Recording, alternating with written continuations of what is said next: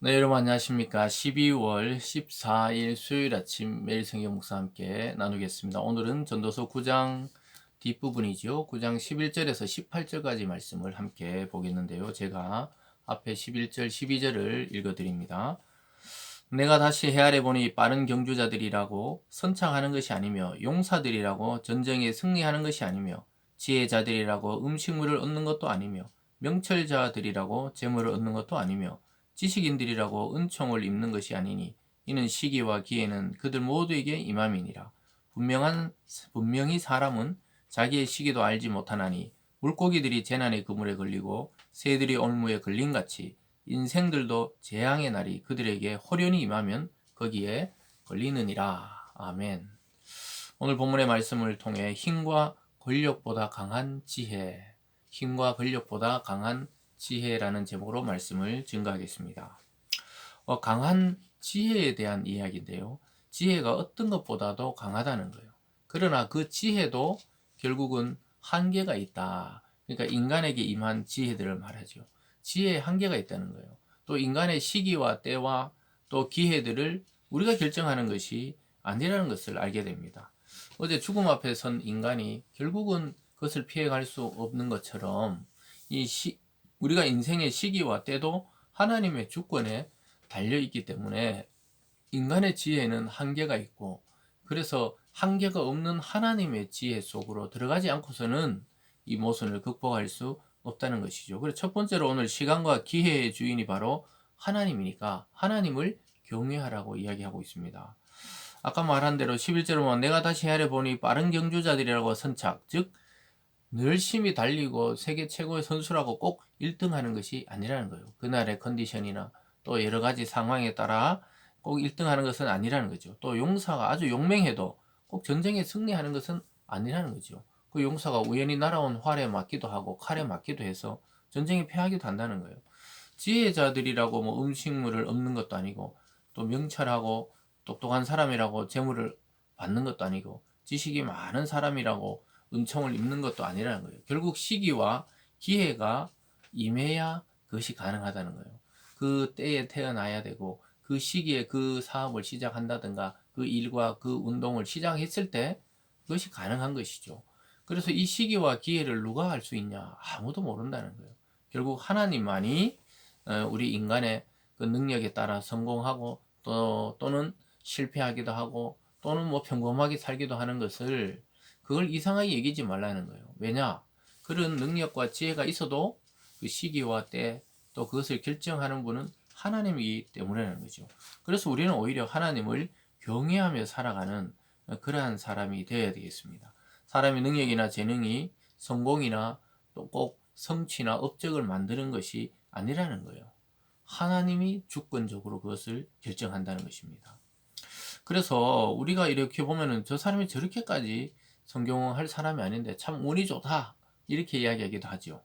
그리고 어떤 사람은 참 불행하다 갑자기 저래 재난을 당했네 이렇게 여기지만은 사실은 그 행운이 있다는 사람과 불행한 사람의 차이는 큰 차이가 없는 거예요.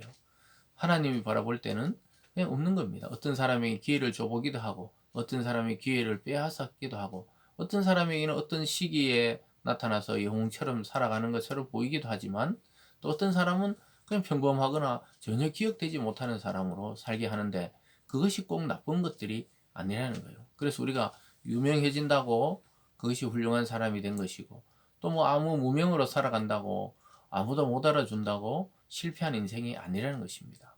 그 모든 인생의 기회에서 결국 하나님을 경외하는 자가 참된 지혜자라는 거예요. 결국 시간과 기회의 주인, 이 역사의 주인이 하나님이란 걸 깨닫도록 하고 있습니다.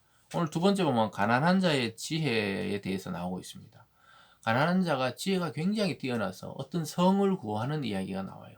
그러나 너무 가난하기 때문에 사람들은 그가 성을 구했다는 것에 대해서 무시하고 때로는 그것을 받아들이지 않는 그런 사람들도 있다는 거예요. 그래서 13절에 보면 내가 또 해 아래 지혜를 보고 내가 크게 이긴 것이 이러하니 곧 작고 인구가 많지 아니한 어떤 성읍에 큰 왕이 와서 그것을 에워싸고 큰 흉벽을 쌓고 치고자 할 때 그 성읍에서 가난한 지혜자가 있어 그의 지혜로 그 성읍을 건진 그것이라 이렇게 말합니다.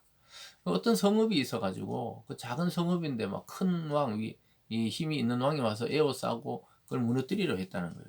근데 그 성읍 가운데 가난한데 지혜가 있는 자가 있었는데 그 지혜를 통해 성을 구원했다는 겁니다. 그런데 사람들은 그가 가난했기 때문에 그 지혜에 대해서까지 무시를 받는 거예요. 15절 끝에 보면 그러나 그 가난한 자를 기억하는 사람이 없도다. 그러므로 내가 이르기를 지혜가 힘보다 나으나 가난한 자의 지혜가 멸시를 받고 그의 말들을 사람들이 듣지 아니한다 하였노라. 그래서 정말 맞는 말인데도 그 사람의 볼품 없음과 또 그 사람의 집안 배경과 그 사람의 학벌과 이런 걸 보고 무시한다는 거예요. 사람들이 외모나 옷차림 보고 얼마나 무시하는지 몰라요. 특히 우리나라는 더욱더 그런 문화가 강하다고 보통 이야기를 하는데요. 사람들이 조건이나 외모를 보고 또는 옷차림을 보고 그가 어떤 명품을 가지고 있냐 아니냐 또 이런 것을 보고도 많이 판단하는데요. 그렇기 때문에 사람들이 속는 경우가 많아요. 그래서 사람들은 이 힘보다 지혜가 더 좋다 이렇게 이야기하지만 가난한 자가 그 지혜를 말했을 때는 그 지혜로 성을 구원했는데도 불구하고 그 자를 무시하고 또 그가 받은 지혜도 멸시를 받는다고 이야기하고 있습니다. 그래서 지혜는 거절당하고 잊혀진다는 것이죠. 사람들이 말이죠. 절체절명의 순간에 어떤 사람에게 도움을 받고 지혜를 받아 구원받았을 때는 참 좋은데 그 뒤에 보니까 그 사람이 너무 볼품이었고 편견이 있으면은 편견을 가지고 그 사람을 보기 때문에 그 사람에 대해서 신뢰를 하지 않거나 무시하게 된다는 거죠. 그래서 우리 그리스도인들은 굉장히 주의할 필요가 있어요. 우리가 함께 근무하는 직장이나 또 사업장이나 또 친지나 가족 중에도 우리가 무시해야 될 사람이 없다고 우리는 늘 인식하고 살아야 돼요. 남을 나보다 낮게 여겨야 됩니다. 훨씬 우리보다 분명히 뛰어난 부분이 있을 것이라고 생각해야 돼요. 왜냐하면 인간은 자기보다 못하다고 생각하면 자꾸 멸시하고 무시하는데 하나님이 그것을 다 계수하고 계시다는 거죠. 그래서 우리가 진심으로 막 사랑하라까지는 우리가 못해도 만약에 우리가 그런 마음 없이 여기거나 내가 무시했던 마음이 들다면 회개해야 되죠. 그리고 다시 한번 저 사람도 누군가에게는 사랑받는 남편이요, 사랑받는 부인이요, 사랑받는 자녀요, 사랑받는 부모님이고 우리가 그런 생각들을 늘 잊어버리면 안 된다는 것이죠. 그러면서 마지막에 지혜가 그래도 무기보다 훨씬 낫다고 말하고 있습니다. 17절에 보면요. 조용히 들리는 지혜자의 말들이 우매한 자들이 다스리는 자의 호령보다 나으니라. 그러니까 조용히 말하는 그 지혜가 막 통치자들이 막 크게 소리치고 크게 법을 공포하는 것보다 훨씬 낫다는 거죠. 높은 지혜만 있고 미련한 자들이 외치는 소리보다 아주 낮고 선한 곳에 있어도 평범한 말씀을 우리에게 해주는 것 같아도 그 지혜를 따르는 것이 참된 지혜란 겁니다.